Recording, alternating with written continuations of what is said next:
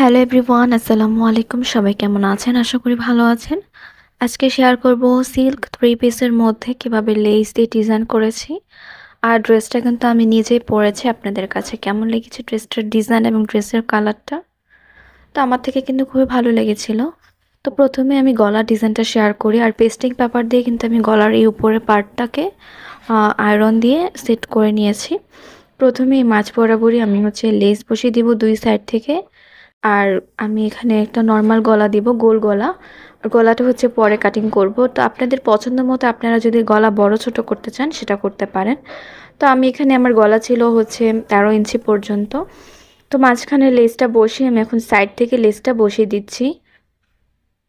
তো আমি ভেবেছিলাম যে সালোয়ারের কাপড়টা গলার মধ্যে অ্যাটাচ করলে হয়তো ভালো লাগবে, কিন্তু আসলে জামার সাথে ম্যাচিং হয়ে যাচ্ছিল। সালোয়ারের কাপড়টা ছিল রানী গোলাপি কালার। তো আমি জামার যেই সাইড থেকে কাপড় বেঁচেছিল সেই সাইড থেকে কাপড় বেঁচে যাওয়ার কাপড়টাকেই আমি গলার মাঝখানে বসিয়ে দিলাম। যেহেতু গলার মাঝখানে নীল কালারের বাটিক করা ছিল, আর এটা কিন্তু সিল্ক বাটিক ড্রেস।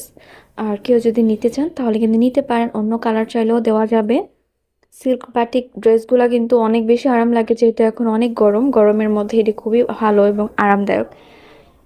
তো এই যে দেখুন, আমি পেস্টিং পেপার দিয়ে কিন্তু গলাটাকে বানিয়ে এবং গলার কাপড়ের মধ্যে বসে গলাটাকে সেট করে নিচ্ছি।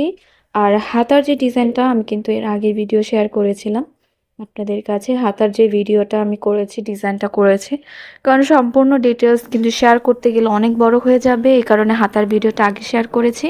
এখন শুধু গলার ডিজাইনটা শেয়ার করছি।